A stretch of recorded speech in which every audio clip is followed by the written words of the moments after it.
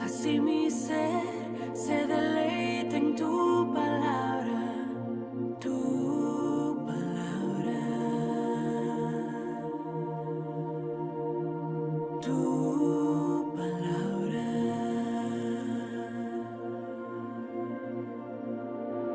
Que tu espíritu de vida, la semilla en mi interior, y tu palabra eche raíz en lo profundo de mi corazón.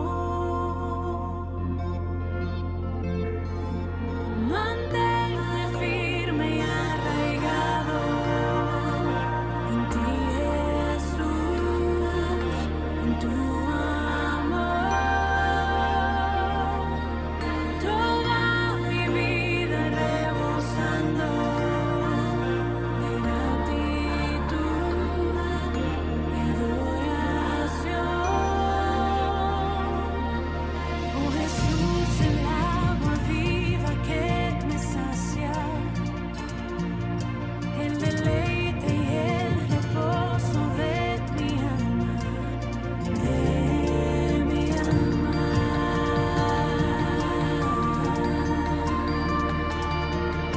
Sobre ti me plantaré todos los días. Tú serás el fundamento de mi vida, de mi vida. Oh Jesús, eres tú mi vida.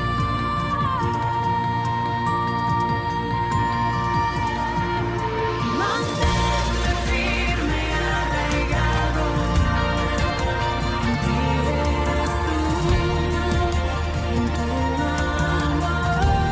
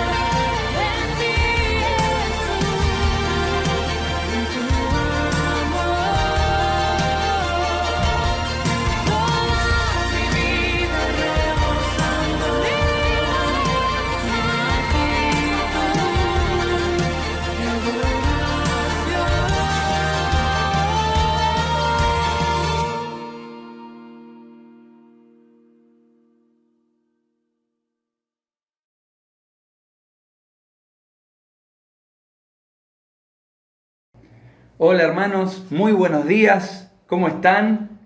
Espero que te encuentres bien, espero que en tu casa estés con tu Biblia en la mesa, con el mate, con lo que sea, pero que estés predispuesto para escuchar la palabra de Dios en este nuevo domingo, para poder cantarle con el corazón al Señor y poder disfrutar de este tiempo de reunión. Pero antes que nada, quería que empecemos de la mejor manera, que es orando, así que vamos a orar. Padre que estás en los cielos, Señor, te damos gracias por este día, gracias por Cristo, gracias porque Él es el que nos reúne, Señor, Él es el que nos convoca, el que nos rescató y el que nos hizo parte de esta gran familia, Señor. Gracias por el privilegio de reunirnos, Señor, gracias por poder estar a la distancia, pero juntos en espíritu, Señor, cantando, alabando y escuchando tu palabra. Señor, te damos gracias por tu palabra, porque siempre que la escuchamos nos transforma, nos cambia y nos confronta con nuestro pecado, Señor. Te pedimos que estés con nosotros en el transcurso de la reunión y que nos hables como siempre nos hablas. En el nombre del Señor Jesucristo, amén. Bueno, antes de empezar a cantar, quería invitarlos al libro de Salmos. Vamos a leer solamente algunos versículos. Salmos 40, dice, es un salmo muy conocido, dice: pacientemente esperé a Jehová y se inclinó a mí y oyó mi clamor, y me hizo sacar del pozo de la desesperación, del lodo cenagoso. Puso mis pies sobre peña y enderezó mis pasos. Puso luego en mi boca cántico nuevo, alabanza a nuestro Dios. Verán esto muchos y temerán, y confiarán en Jehová. Bienaventurado el hombre que puso en Jehová su confianza, y no mira a los soberbios ni a los que se desvían tras la mentira.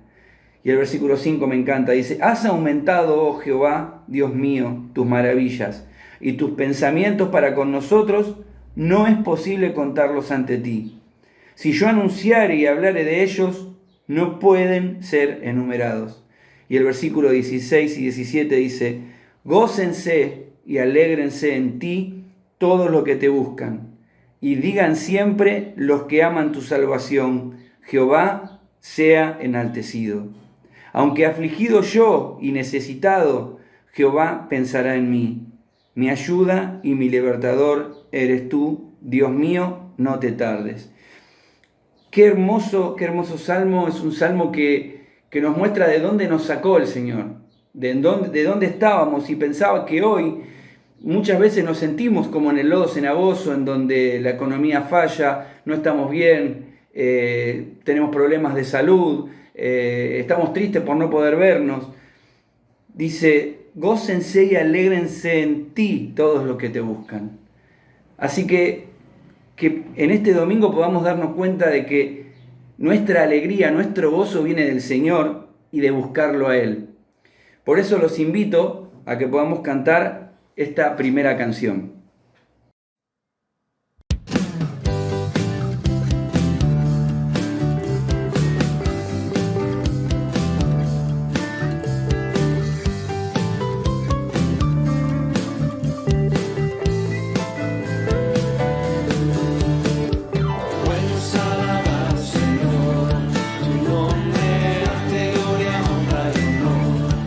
Siempre me vuelves a alabarte, Jesús.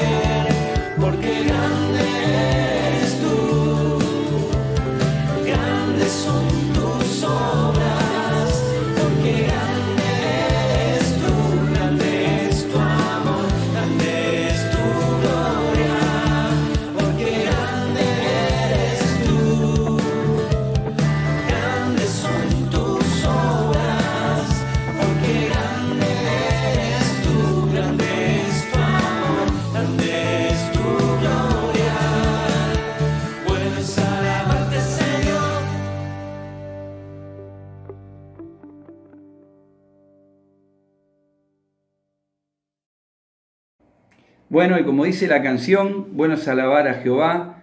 Realmente creo que es una canción hermosa para empezar este domingo. Y bueno, ya hemos cantado la primera canción, así que si nos visitas por primera vez, te damos la bienvenida. Te queremos comentar también que en el lado derecho de la página tenés los links para acceder a la Biblia, también a las notas, y también podés participar del chat y hablar con los hermanos de la iglesia.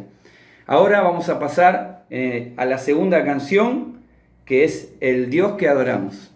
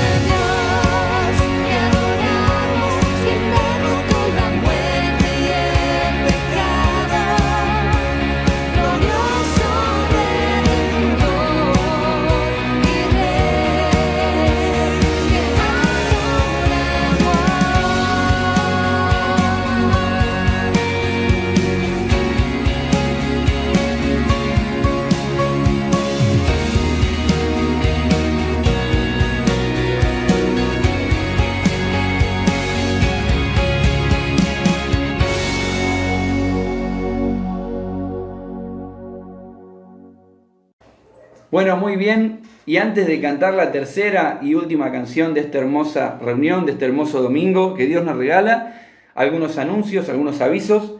Este martes que viene termina la escuela bíblica, es el cierre de la escuela bíblica. A la derecha de la pantalla, como siempre, tenés de la página web, tenés los links para ofrendar. Y como venía haciendo la iglesia, sigue ayudando a las familias que están pasando necesidad, acercándoles la bolsa con los alimentos. Finalizado el tiempo de los anuncios, cantamos una canción más. La canción se llama Vasijas Rotas y luego tenemos el tiempo con la palabra.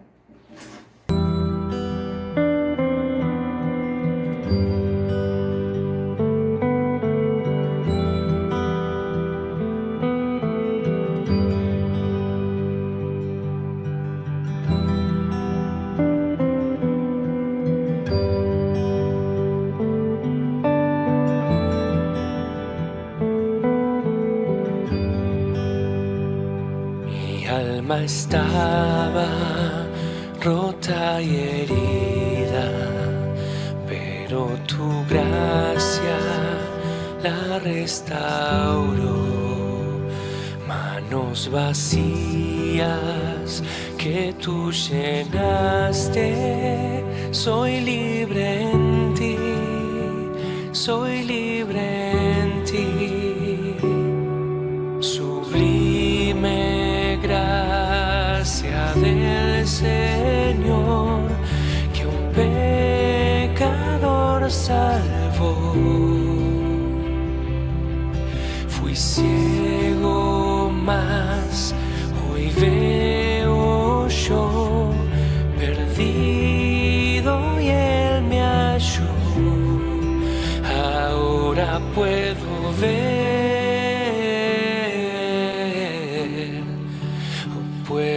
ver sus ojos de amor. Quebrantado fue para darnos su salvación.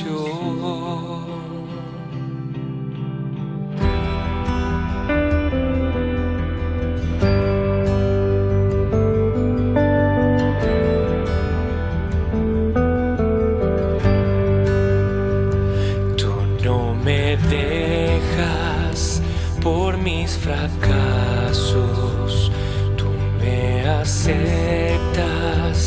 tal como soy. Toma mi vida como vasija para mostrar tu gloria en mí. Sublime gracia del Señor, que un pecador salvó. Fui ciego, mas hoy veo yo, perdido y Él me halló. Ahora puedo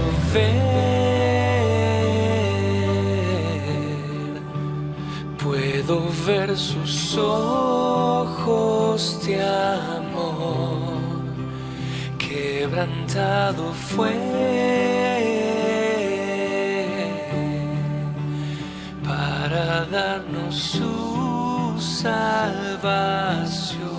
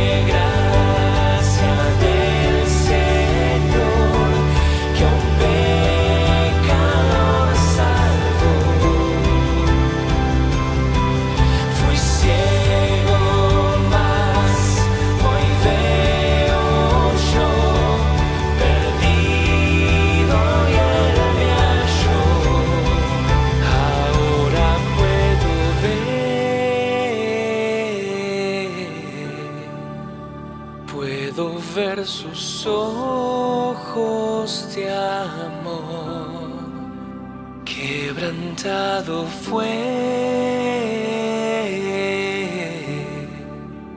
para darnos su salvación.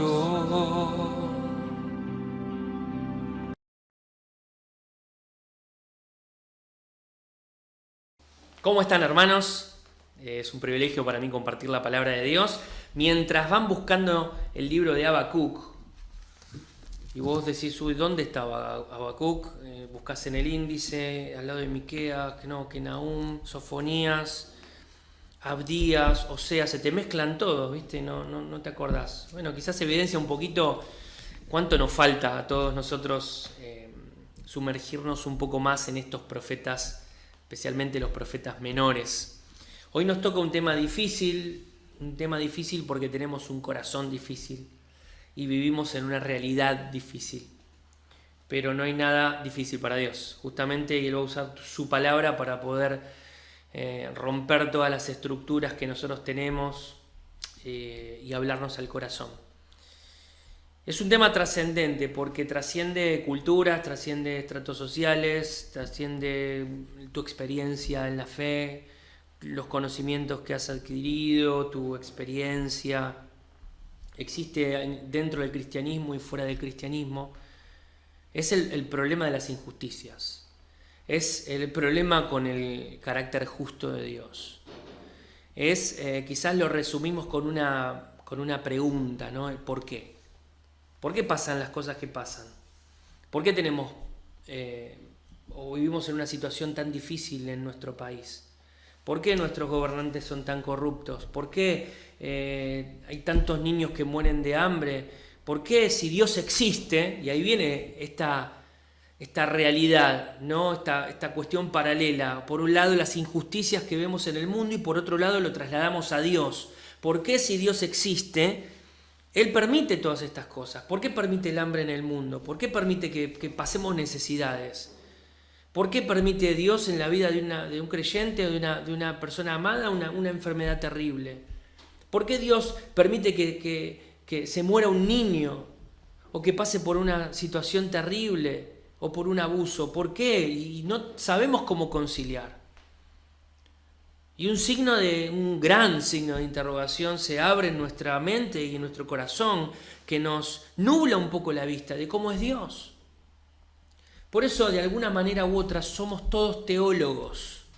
Todos tenemos una teología, todos tenemos algún pensamiento acerca de Dios. Y ese pensamiento va a modelar de alguna manera y va a definir nuestra conducta, lo que pensamos, lo que sentimos, lo que queremos o lo que creemos acerca de Dios. Rairi dijo en uno de sus libros, la teología es para todos. Ciertamente toda persona necesita ser un teólogo. En realidad toda persona es un teólogo de una u otra manera. Y él agrega, dice, aquí está el problema.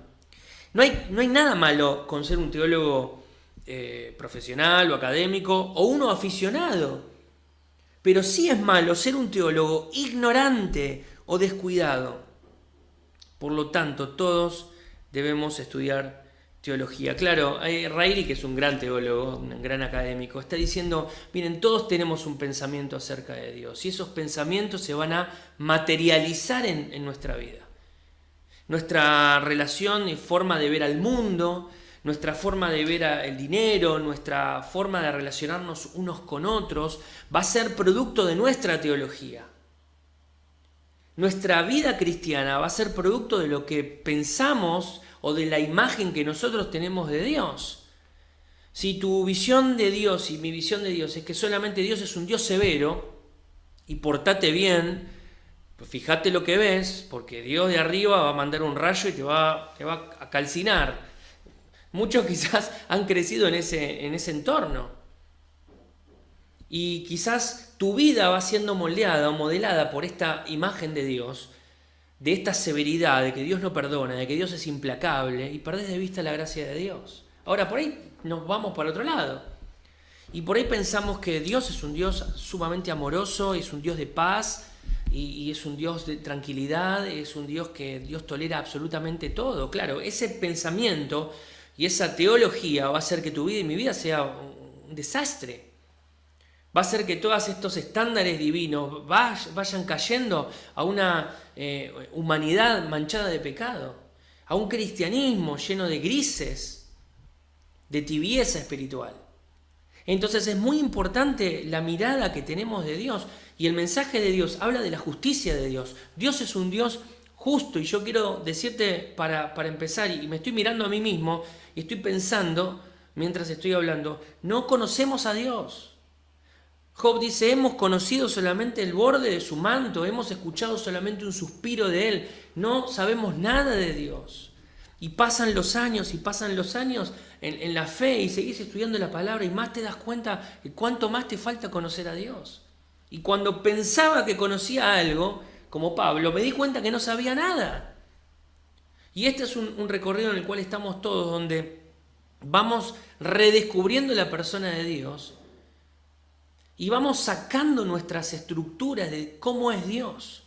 Porque no hay duda que estas preguntas, de estos por qué, que aparecen en nuestra vida cuando hay alguna situación injusta, porque vemos a nuestros ojos que hay una situación injusta, un despido en un trabajo, una enfermedad, un problema familiar, una situación difícil e incómoda en el ministerio, un problema con algún amigo, una situación económica que vos no podés explicar, situaciones injustas, claro, aparecen estos grandes interrogantes y lo conectamos directamente con Dios. ¿Por qué Dios no hace lo que tiene que hacer?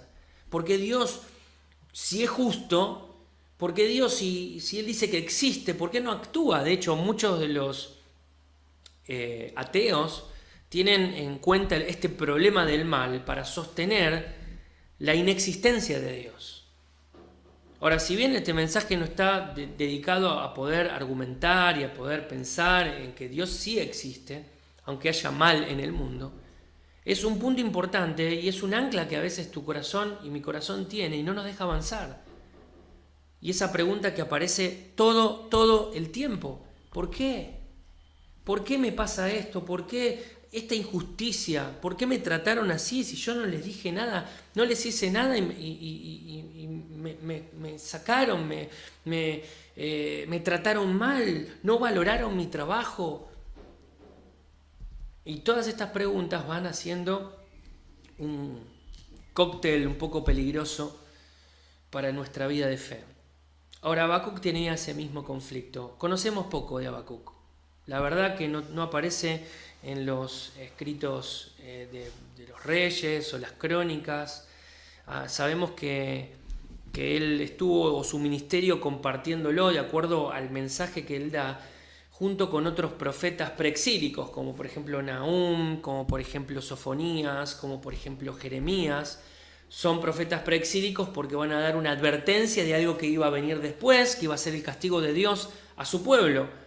Recordad que el reino de Israel estaba dividido en dos grandes grupos: el reino del norte, con sede capital en Samaria, y el reino del sur, con sede capital en Jerusalén. Dos reyes distintos gobernando simultáneamente. Por eso a veces uno se confunde cuando lee los reyes o las crónicas, que aparecen como reyes simultáneos, y a veces nos confunden. Pero nos confunde porque no conocemos mucho la Biblia. Ahora, Habacuc va a hablar al reino del sur, a Judá, a esa región, y va a dar una advertencia. Ahora, poco conocemos de él. Sabemos que su nombre significa abrazo, o el que abraza. ¿Cuánto nos gustaría darnos un Habacuc ahora, no? Todos juntos, encontrarnos y nos abacucamos todos juntos, disfrutando de lo que representa, y más para un argentino, el hecho de poder abrazarte. Así que, mira, puede ser que te olvides de todo lo del mensaje, pero esto yo calculo que no te lo vas a olvidar, que Habacuc significa abrazo o el que abraza. Así que no tenemos mucha data acerca de él. Él no habla mucho de sí mismo, no tenemos genealogías, no sabemos ni cómo se llamó su padre, a qué tribu pertenecía, ni a qué región. Quizás, obviamente, en el reino de Judá, en el reino del sur, pero no sabemos nada.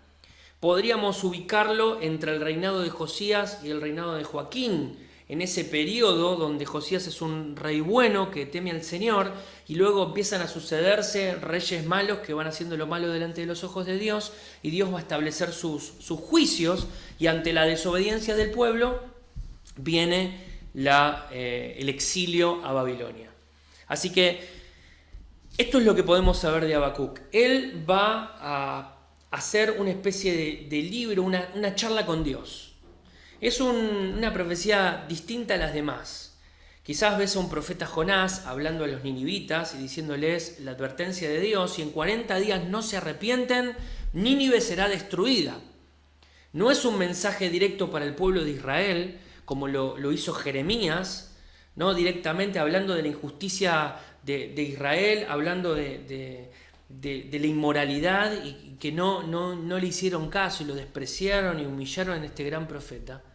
Algunos han osado llamarlo el profeta llorón, porque escribe lamentaciones y parece que llora, pero Jeremías fue un hombre valiente. Jeremías fue un hombre que vos y yo quisiéramos ser y tener su propio corazón.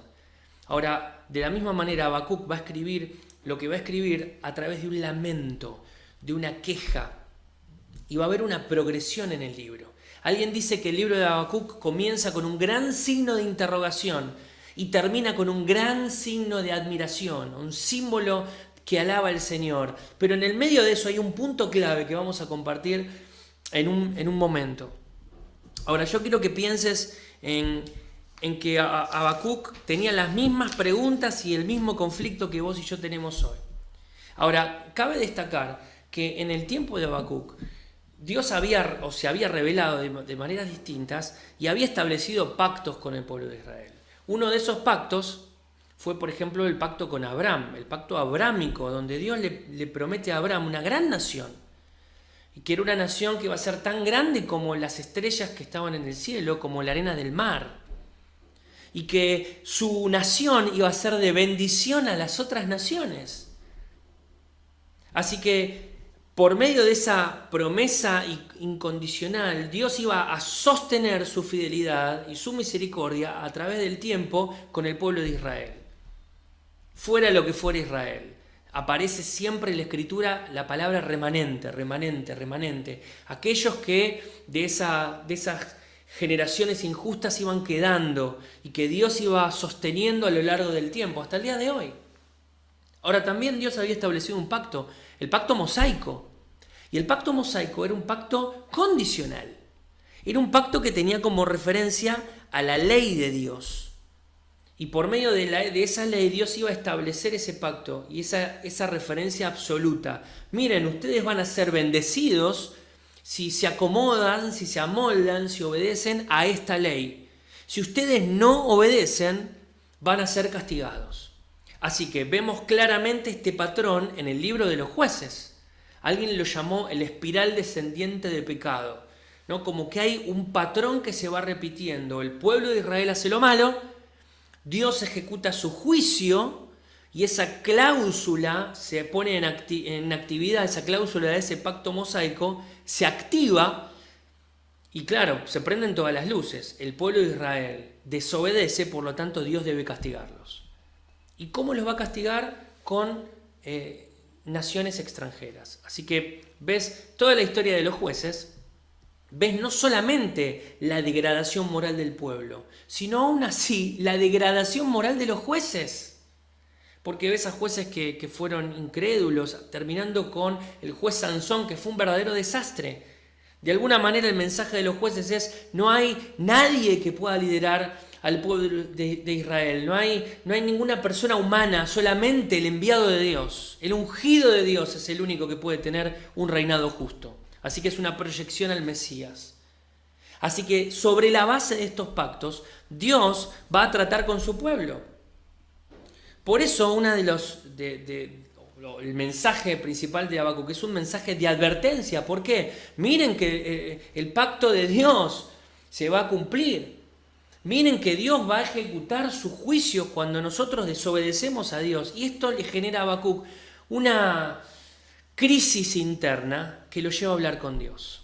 Ahora, qué hermosa figura. El libro de Habacuc es una charla con Dios. El libro de Habacuc comienza en el corazón de un hombre que se expresa a Dios. Y en vez de hablarle al pueblo y decirle lo malos que eran y mostrarle sus propias injusticias e inmoralidad, él va hacia Dios. Quizás es un buen comienzo, es un buen punto de partida para comenzar. Cuando uno tiene una crisis, cuando uno está en una situación injusta, ir primero al Señor. Primero al Señor. Y me encanta porque el libro de Habacuc y también en pasajes en Salmos, cuando ves a David quejándose, diciendo, Señor, levanto ante ti mi queja, no hay una reprensión de Dios. No hay una censura de Dios. De alguna manera Dios está esperando que vayamos ante Él, aún con esta palabra que no nos suena bien, que es una queja delante del Señor. Así que va a comenzar este mensaje y Habacuc va a comenzar con una pregunta. Dice, Señor, ¿hasta cuándo? ¿Hasta cuándo voy a clamar y no vas a oír? Y daré voces a ti a causa de la violencia. Y va a mencionar un montón de cuestiones sociales dentro del pueblo de Judá. Acordate, hay una inmoralidad interna. El pueblo del Señor se olvidó de Dios.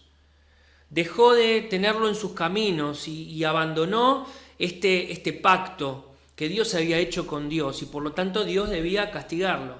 Pero no pasaba nada. Entonces Habacuc dice, Señor, ¿qué es lo que pasa? ¿Por qué me haces ver iniquidad? Versículo 3. Y haces que vea molestia, destrucción y violencia están delante de mí, y pleito y contienda se levantan. Es como, no lo puedo soportar. La ley es debilitada, y el juicio no sale según la verdad, por cuanto el impío asedia al justo. Por eso sale torcida la justicia. Señor, es un desastre esto. Este país es un desastre. ¿Cuántas veces lo dijimos? ¿Cuántas veces lo pensaste?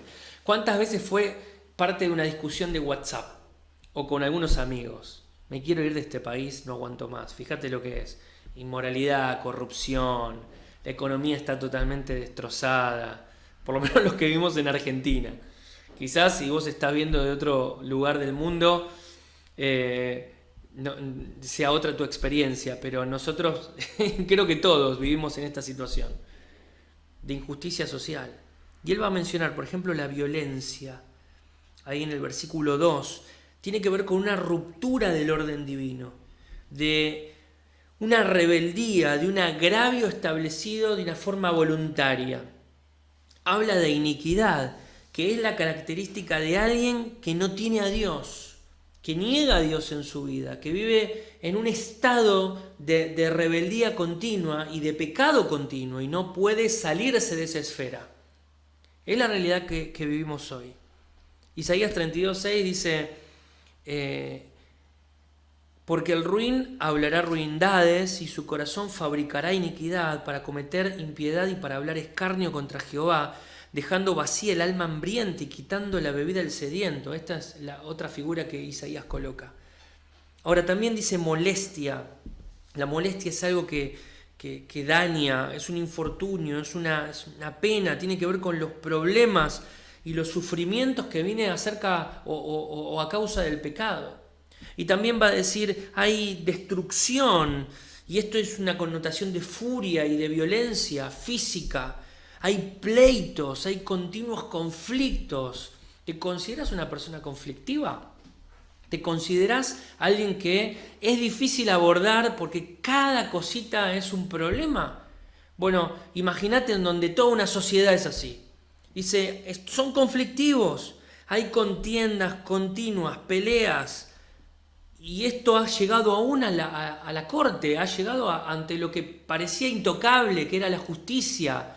Era donde se daban los veredictos, donde supuestamente aquellos que estaban ahí con esa investidura podían administrar equidad y justicia, pero estaba corrompido, absolutamente todo era oscuro para Habacuc y dice, Señor, no entiendo por qué no actuás. Así que esta es la primera queja. Acordate que es una charla con Dios.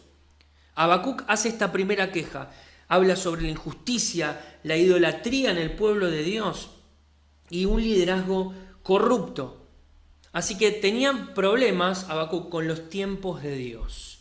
Vos y yo tenemos problemas con los tiempos de Dios.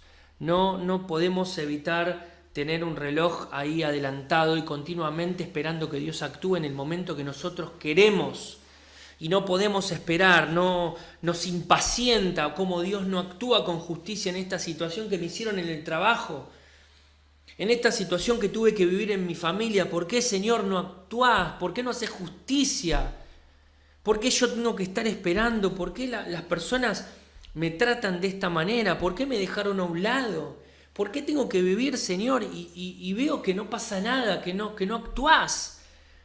Yo quiero ver ese Dios de la Biblia, ¿no? Y vemos en las historias del Antiguo Testamento, y vemos cómo acompañaste a Pablo, y cómo hiciste eso. Señor, parece que esa ecuación conmigo no se cumple.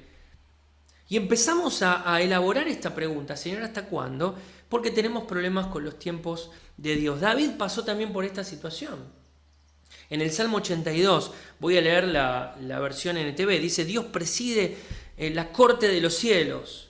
David comienza teniendo una figura de la justicia de Dios, que Dios es un Dios justo, Él es el juez en medio de los seres celestiales. Pero dice: ¿hasta cuándo dictarán decisiones injustas que favorecen a los malvados? Como si les hablara a ellos. Hagan justicia al pobre y al huérfano. Defiendan los derechos de los oprimidos y de los poseídos. Rescaten al pobre y al indefenso. Líbrenlos de las garras de los malvados. Pero esos opresores no saben nada. Son tan ignorantes, andan errantes en la oscuridad mientras el mundo entero se estremece hasta los cimientos. Yo digo, ustedes son como dioses, son como hijos del Altísimo, pero morirán como simples mortales y caerán como cualquier otro gobernante. Y dice la frase: levántate, oh Dios, y juzga la tierra, porque todas las naciones te pertenecen. Así que esta es la primera queja. Esto es lo primero que Habacuc quiere tratar con Dios, el problema con los tiempos de Dios. Él no podía esperar más. Él dice: ¿hasta cuándo? David en otro salmo dice: ¿hasta cuándo, Señor, vas a olvidar mi queja? ¿Hasta cuándo no me vas a escuchar? Así que es un problema que todos, aún los grandes hombres de Dios, tuvieron un problema con los tiempos de Dios. Vos y yo lo tenemos también. Y eso nos muestra a veces cuán desconectados estamos del carácter justo de Dios. Porque tenemos la evidencia en toda la Escritura de cómo Dios ha sido justo a lo largo de la historia y cómo ha compartido su corazón justo a través de todas las historias y todas las páginas de la Biblia. No hay ninguna argumentación en contra de que Dios se haya manejado de forma injusta. Sin embargo, tenemos un problema con la justicia de Dios. ¿No ves? Tenemos una teología rara, donde acomodamos a Dios de acuerdo a lo que nosotros pensamos o nos imaginamos de Dios. Y eso también es idolatría. Eso es tener una imagen de Dios que es totalmente incoherente con lo que la palabra de Dios dice. Así que Habacuc comienza con esta queja y viene la respuesta de Dios en el versículo 5 y uno dice: ¡ay, menos mal! Aparece la respuesta de Dios, el Señor me escuchó, el Señor ahora está hablándome.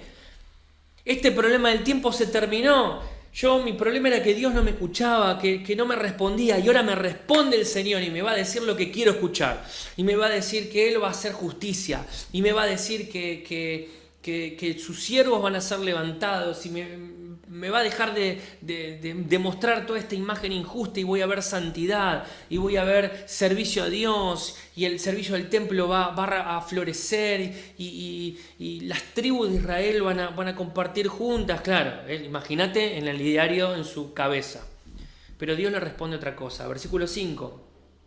Miren entre las naciones y vean, asómbrense, porque haré una obra en vuestros días, que aun cuando se os contare no la van a creer, dice. Porque aquí yo levanto a los caldeos. Ahora yo quiero que leas en tu casa el resto. Va a ser toda una descripción de cómo es este pueblo en su poder, en su majestad, pero también en su inmoralidad, en su violencia. Claro, y el problema que ahora tiene la segunda queja ante esta respuesta de Dios, que parece que es incoherente. ¿Cómo voy, Señor, cómo vas a usar una nación que es peor que nosotros para disciplinarlos? Señor, no lo entiendo. Así que voy a levantar a los babilonios, dice Dios. ¿Te acordás quiénes eran los babilonios? Quizás tenemos la referencia más fresca en Nabucodonosor. Quizás tenemos una figura rara de Nabucodonosor, que fue como el primer hombre lobo de la historia, ¿no? Fue como un animal cuando no reconoció que Dios era el soberano y el Altísimo. Pero los babilonios eran conocidos por ser seres sanguinarios, por humillar a las personas, por tener desprecio hacia la vida. ¿Te acordás cuando, y eso se ve más adelante en el libro de Daniel, cuando hacen la estatua de Nabucodonosor y estos jóvenes no quieren arrodillarse, los mandan al horno de fuego? Sin preguntar, caliéntenlos 7 veces, que se prendan fuego delante de todos, mujeres y niños viendo ese espectáculo. Y ahí están los jovencitos yendo a ese horno de fuego y la imagen es fabulosa, ¿no? El Señor con ellos. Ahora, yo quiero que te quedes también con esta imagen de este hombre que no le importa absolutamente nada. Él desprecia la vida. Los babilonios eran y la escritura los menciona como animales salvajes, irracionales. Así que la segunda queja aparece quizás desde el 1:12 hasta el 2:1, y Habacuc va a decir: Señor, no eres, del principio eres santo, ¿cómo vas a utilizar un instrumento sucio para disciplinarnos? ¿Cómo vas a usar a los caldeos que son peores, Señor? Por favor, muy limpio eres de ojos, versículo 13, para ver el mal, no puedes ver el agravio, Señor. ¿Por qué ves entonces a los menospreciadores? ¿Por qué, Señor, estás considerando usar estos instrumentos sucios? Ahora, esto nos enseña varias cosas. Primero, que Dios usa al que quiere. Quizás está usando un jefe tuyo, un jefe incrédulo, un jefe que detesta a Dios, un jefe ateo, para disciplinarte. Quizás Dios está utilizando métodos que vos y yo no utilizaríamos nunca en nuestra mente finita, ¿no? Y Dios sí ha decidido utilizarlo. Dios puede utilizar lo que quiera. Dios puede inclinar el corazón del rey a lo que quiera. Y puede usar un Ciro también, un rey pagano, para cumplir una promesa. Y puede utilizar aún a imperios, y lo ha hecho a lo largo de toda la historia, y donde Israel siempre está en el medio de estas luchas, de estos imperios que van subiendo y los van tomando, los exilian y los devuelven y los vuelven a exiliar, y parece que el muñeco de trapo no es Israel, pero por causa de la desobediencia, acordate, el marco del pacto mosaico. Ahora, Dios puede usar a quien quiere. ¿Cómo eran estos babilonios? Deificaban su propio poder.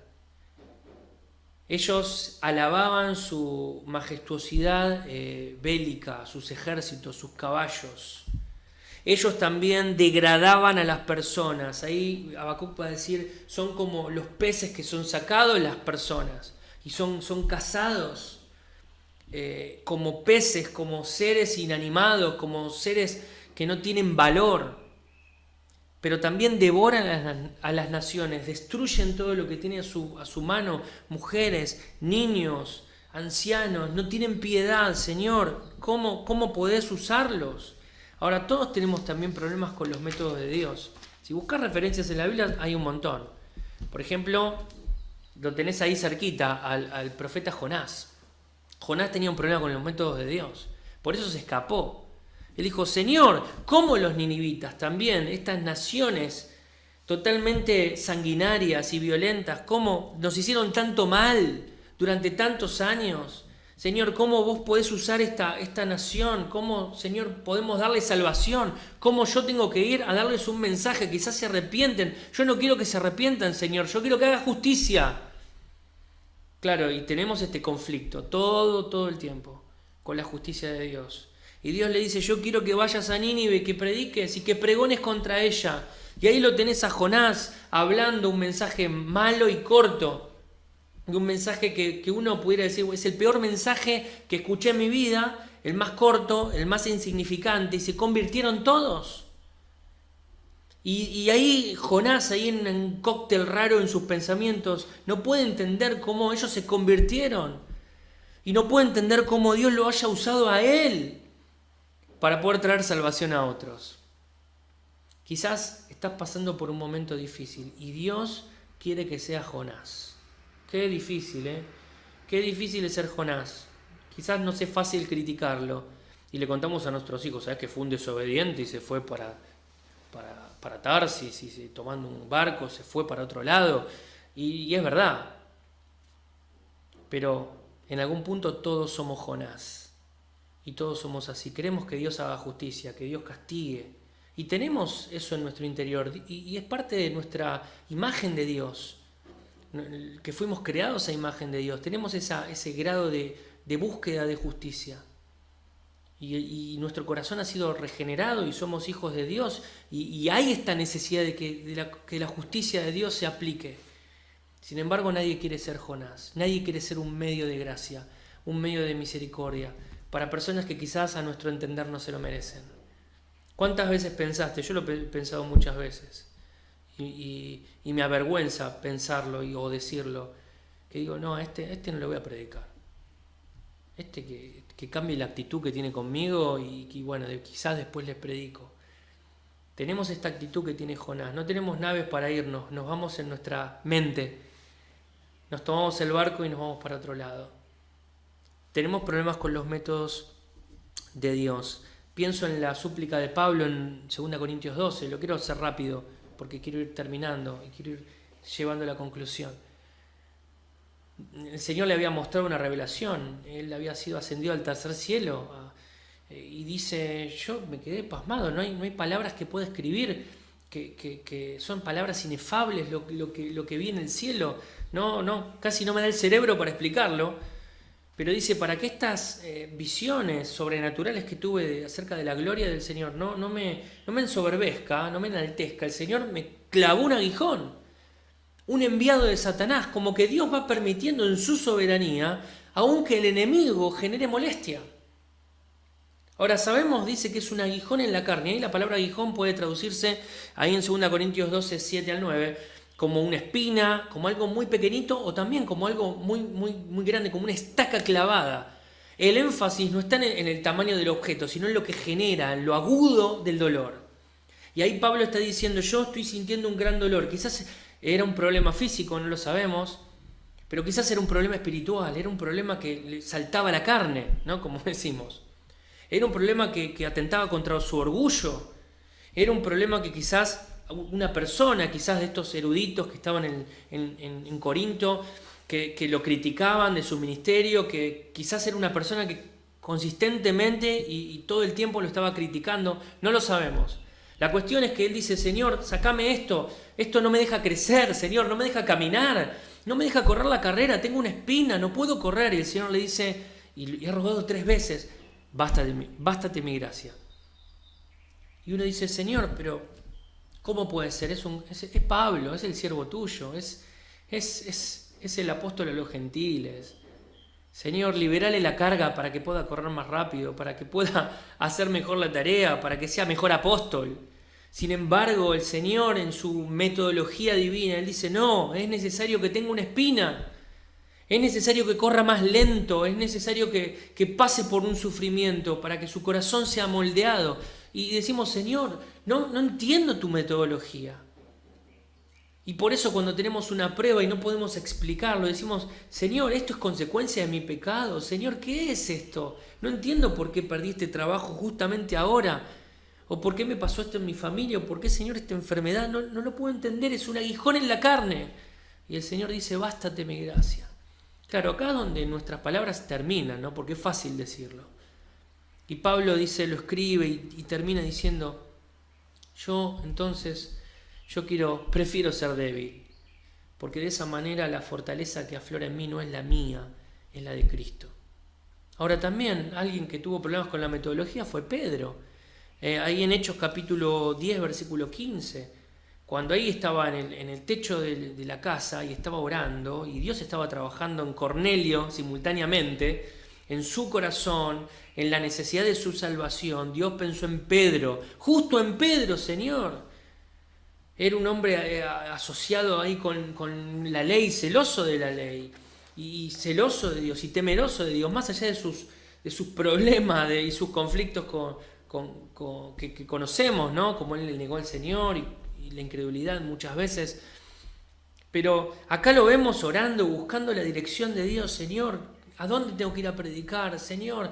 Y dice que le agarró un hambre terrible, como ahora vos en este momento me estás escuchando en este instante y te duele la panza porque querés ya comer las hamburguesas, querés comer el asado, querés comer los fideos que están preparando, ya sentís el olorcito a la salsa y querés escabullirte con un pedacito de pan y ahí a mojar la salsa casera y estás así, entrando como Pedro en un éxtasis, ¿no?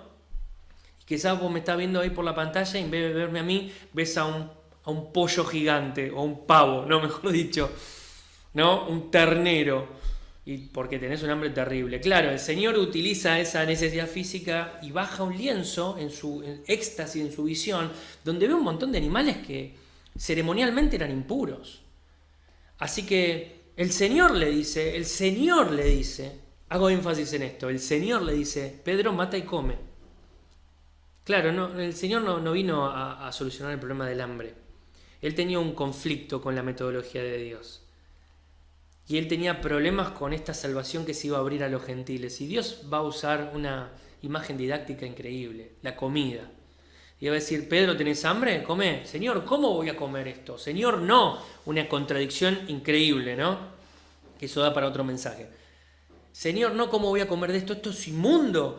Lo que yo limpié no lo llames inmundo.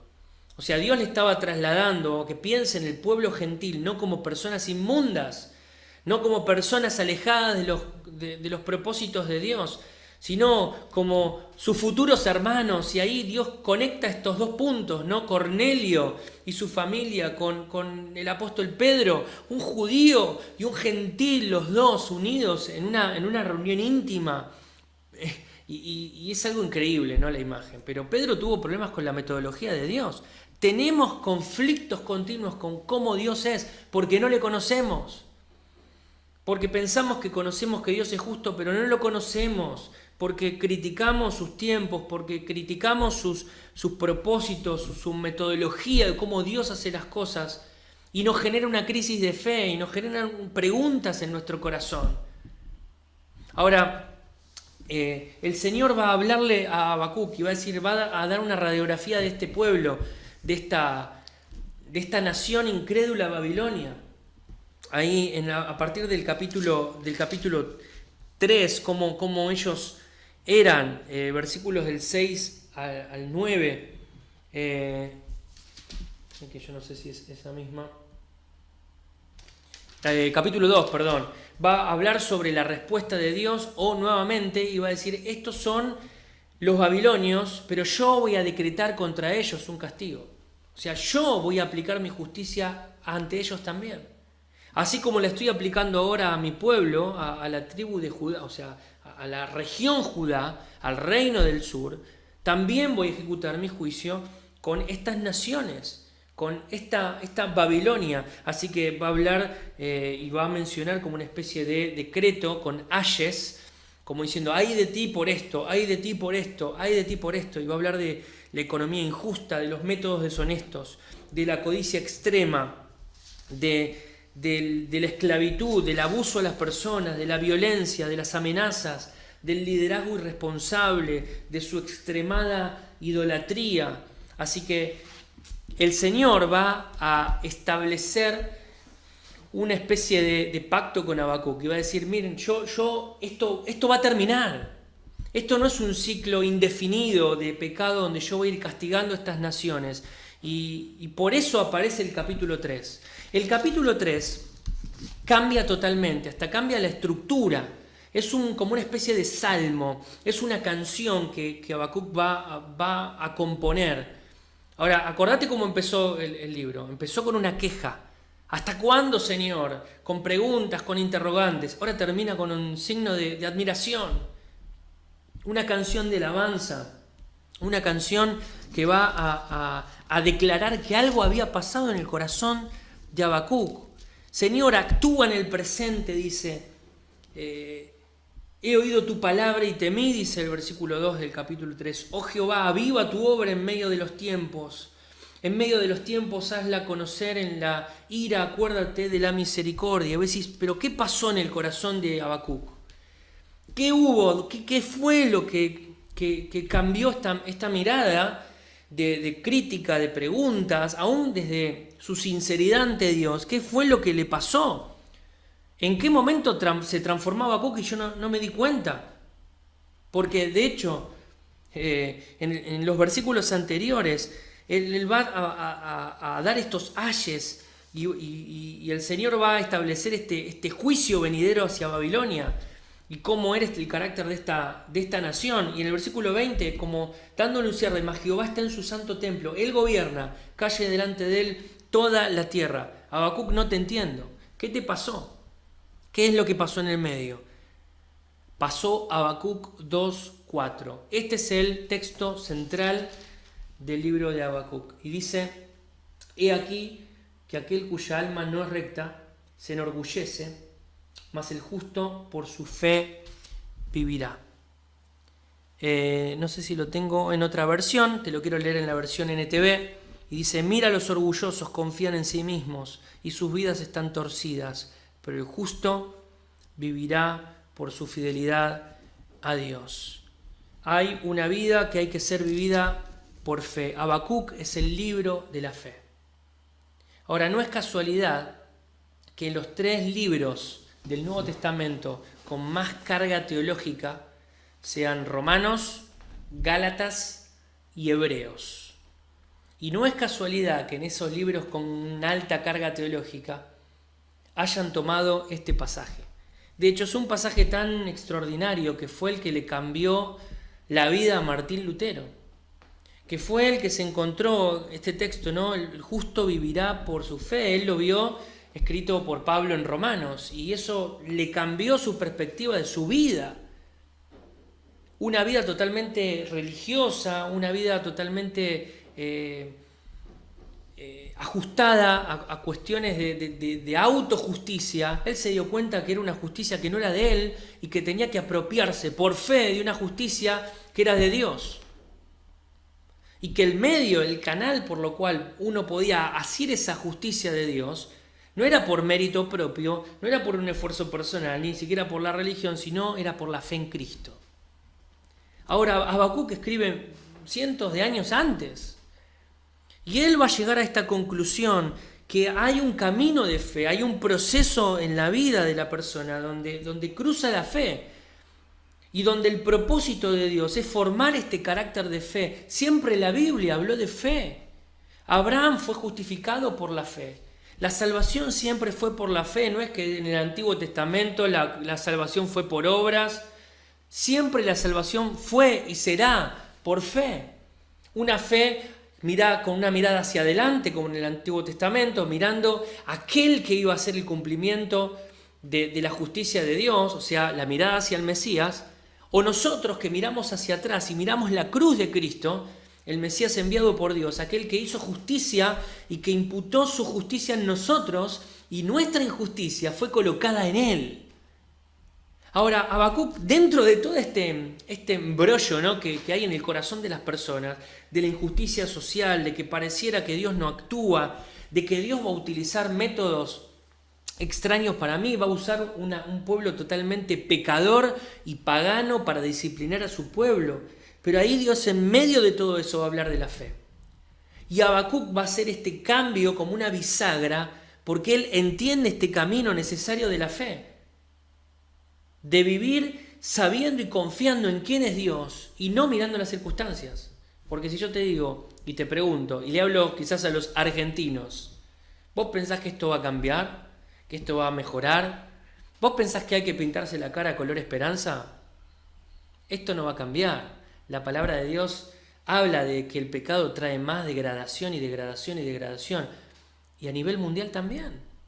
No estamos mejor que antes. Ni lo estaremos, queridos hermanos y amigos. Estamos cada vez peor.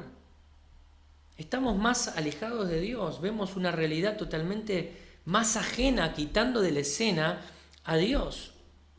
Un mundo que quiere autogobernarse. Un mundo que quiere dejar afuera de sus planes, de su vida, de sus constituciones, de sus leyes, a un Dios justo y soberano. Así que Habacuc va a tomar este texto y es muy interesante cómo los autores del Nuevo Testamento van a referenciar a Habacuc 2:4.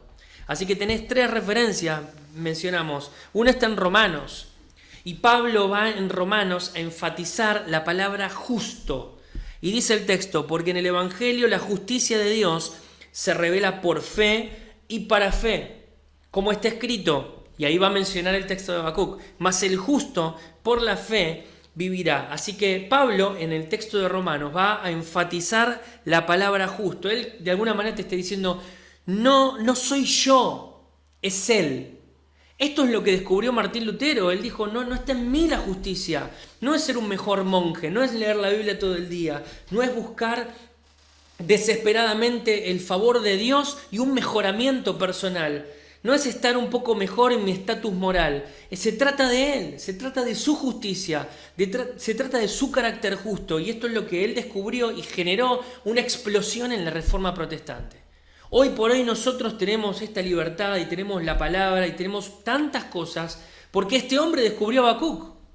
Porque Pablo escribió a Habacuc en este texto de Romanos y Martín Lutero se enfrentó con esta realidad que golpeó su vida. Y es una vida que un texto que debe golpear tu vida y mi vida. El énfasis no está en vos, está en Él.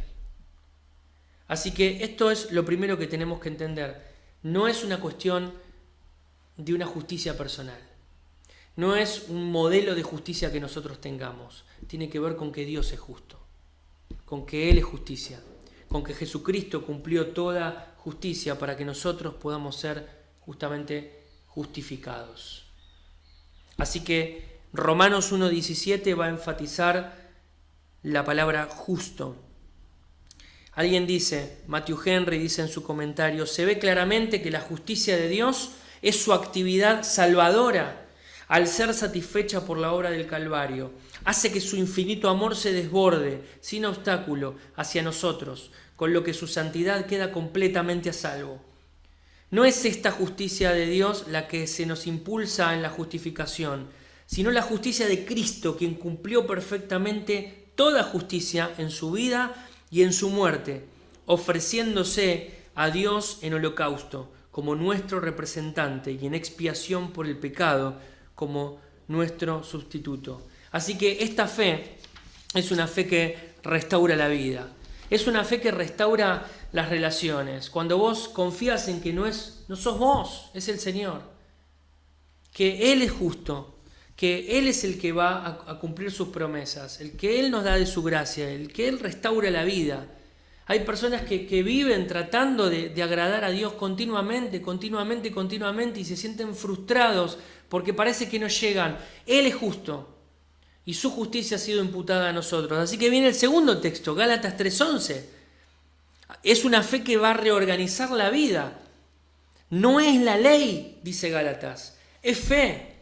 Y quizás tenemos que confrontarnos con nuestro corazón religioso que quiere hacer cosas y quiere hacer obras para ganarse la aprobación de Dios. Y es la fe, como dice en Hebreos, sin fe es imposible agradar a Dios. Porque es necesario que el que se acerca a Dios crea que le hay y que es galardonador de los que le buscan. Así que Gálatas va a colocar su énfasis en que no es la ley, dice Pablo, es la fe en Jesucristo. Y esto te reorganiza la vida. Te reorganiza la vida. Esta fe está basada no en el pacto con Moisés, sino en el nuevo pacto, en el que el Señor Jesucristo va a entregar su vida y va a derramar su sangre para sellar este pacto de gracia. Y lo tercero, el tercer versículo, Hebreos 10:38, ahí el escritor va a enfatizar el vivirá por fe. No es una resignación. No es que vos como cristiano tenemos que decir, y bueno, somos cristianos, hay que aguantársela y padecer, aunque sean las injusticias de este mundo, y acostumbrarnos. No es resignación. No tiene que ver con sentirse resignado, sino con una esperanza. Alguien dijo, el matiz que destaca en Hebreos es el de confianza en las promesas de Dios. La esperanza de estas promesas divinas es lo que da vida a la fe del cristiano, tomada como una actitud para afrontar la vida con todas sus dificultades. Así que el punto de quiebre es esta cuestión de la fe. Y acordate cómo el pueblo de Dios se había corrompido, habían dejado la palabra. Por eso Habacuc en el capítulo 3, versículo 2, dice, yo he oído tu palabra y temí. Oh Jehová, aviva tu obra en medio de los tiempos, hazla conocer. En la ira, acuérdate de la misericordia.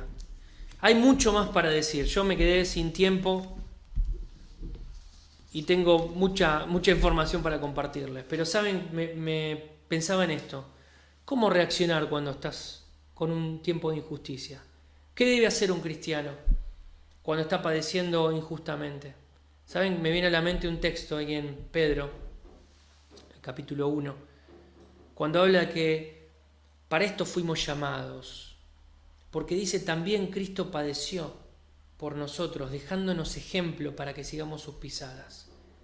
Ahora, el ejemplo de Cristo en este contexto está moldeado por el sufrimiento y el padecimiento por las injusticias. Y Pedro agrega, él fue maltratado, él le maldecían, pero no respondía con maldición.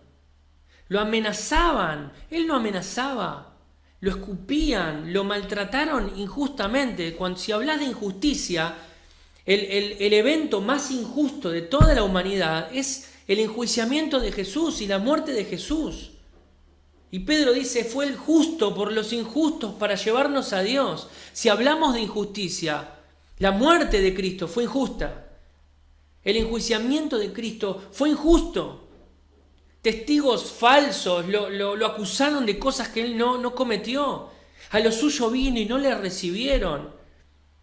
Él estuvo con personas todo el tiempo, dando su vida, su tiempo, sus enseñanzas, y fue rechazado, aún por sus mismos amigos, se durmieron. A ver, ¿entendés? No hay una situación más injusta que esa. El Hijo de Dios que viene a este mundo para salvarte a vos y a mí, es rechazado, es acusado, es golpeado, es tratado como un malhechor. Imagínate esa caminata recibiendo bofetadas, escupidas, siendo acusado. Él dice, no abrió su boca, y yo me agarro la cabeza, digo, Señor, es el Señor Todopoderoso, el que sabe todas las cosas, en el que están escondidos todos los tesoros del conocimiento. No dijo nada. Y sabemos que un solo argumento de Jesús podía desbaratar todo ese juicio. Podía dar por terminado la acusación. Él no abrió su boca. Él padeció la injusticia. Padeció todas las maneras de injusticia, todas las formas de injusticia con las que se la puede tratar a una persona, él la padeció. Isaías agrega, él fue molido por nuestros pecados. Él sufrió el golpe físico, él sufrió un golpe emocional, él sufrió un golpe hasta psicológico, al estar solo, al estar no acompañado por sus amigos. Yo quiero dejarte y enfatizar esta imagen injusta en la cual Jesucristo está en el medio de la escena. Pero dice el texto, y dice Pedro comprometiéndonos con este ejemplo, él nos dio este ejemplo para que sigamos sus pisadas. Ay, qué difícil terminar el mensaje así. No terminamos demasiado en victoria o bastante alegres, ¿no? O animándonos. Terminamos pensando en que a veces vamos tras otras huellas, en un camino mucho más amplio, y descuidamos de ir por aquellas huellas donde fue nuestro Salvador. Pero son huellas de injusticia, son huellas de sufrimiento y son huellas de dolor. ¿Qué camino vas a tomar? ¿Qué ejemplo vas a tomar? ¿Querés ser el superhéroe que hace justicia todo el tiempo, que se queja, que hace las denuncias? Hacelas. Pero dice la palabra que nosotros tenemos que seguir las pisadas del Señor. Él lo maltrataron, él no respondía con maldición, lo injuriaron, le dijeron de todo y cosas que ni siquiera sabemos por referencia bíblica que le habrán dicho y cómo lo habrán maltratado. Y no hay película que te enmarquen en esa situación, pero él vino a dar su vida. Porque él usó ese evento y esa esfera de injusticia para colocarte a vos y a mí y a todo el mundo en un marco, en una esfera de salvación. Quizás la esfera de injusticia que estás viviendo en este tiempo sea una esfera de salvación que afecte a otras personas. Vamos a orar. Y ahí, con tu cabeza inclinada, quizás estás viendo y te conectaste por primera vez, quizás te invitaron, te compartieron el link. Pensá en si tenés al Salvador. Pensá en si tenés la justicia de Cristo en tu vida. Y no se obtiene yendo a una iglesia o conectándote en un Zoom o viendo un video por YouTube. Se obtiene reconociendo tu injusticia y clamando por la salvación que solamente Jesucristo te puede dar. Quizás en esta mañana puedas orar a Dios y decirle: Señor, sálvame. Sálvame de mis injusticias, sálvame de mi pecado, sálvame de mí mismo. Soy un pecador y necesito la salvación de Jesús. Él es justo. Él no pecó, Él murió por mí y se entregó. Él padeció la injusticia para que yo pueda ser salvo en esta mañana. Habla con Dios en esta mañana. Quizás si tenés algunos años de creyente, puedes hablar con Dios como habló Habacuc y decirle: Señor, ¿hasta cuándo? Y el Señor responde tus oraciones.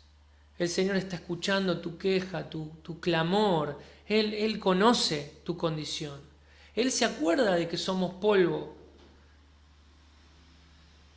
Pero seguramente el Señor te quiere llevar no por el camino de las respuestas que querés escuchar, sino por el camino de la fe. Porque necesitamos aún en este camino de este mundo injusto caminar por fe, porque el justo vivirá por la fe. Habla con Dios en esta mañana, decirle: Señor, quiero seguir las pisadas de Cristo. Quiero dejar de quejarme, Señor, quiero fortalecer mi fe en ti, Señor. Quiero obedecer tu palabra, no quiero abandonar tu ley, Señor, pero quiero seguir las pisadas de Jesús. Señor, Él padeció por mí y yo quiero comprometerme a padecer por Él, a tener una vida justa, a tener una vida honrada, a tener las cosas en claro, a manejarme limpiamente, aunque reciba injusticias de los demás. Señor, quiero el ejemplo de Jesús. Señor, en esta mañana te honramos y te agradecemos por tu palabra. Bendícenos, Señor, necesitamos obedecerla, necesitamos a Cristo. En el nombre de Jesús. Amén. Bueno, damos por finalizada una reunión más. El Señor ha hablado, como siempre su palabra es clara, nos habla directo al corazón, que podamos realmente meditar en lo que hemos oído, meditar en esta semana, tener nuestra comunión, seguir teniendo contacto con el Señor durante toda la semana para que Él pueda trabajar en nuestras vidas. Les deseo un hermoso domingo y que puedan terminarlo en familia de la mejor manera.